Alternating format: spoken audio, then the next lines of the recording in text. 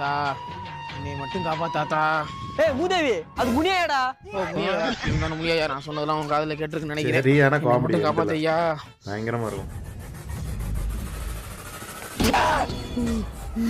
என்ன சொன்ன உங்க காதுல கேட்டால?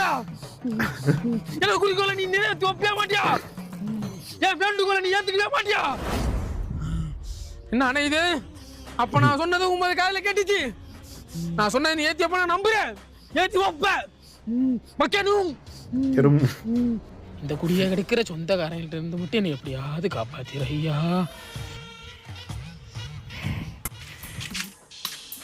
பங்காளி என்ன பண்றிய? தொட்டி கட்டினா பன்னிக்குடி கொச்சி புள்ளக்குடி கொல்ல சொன்னாங்க, அதை கட்டிட்டு இருக்கேன். அதுக்கு முதல்ல தாலி கட்டணும் பங்காளி.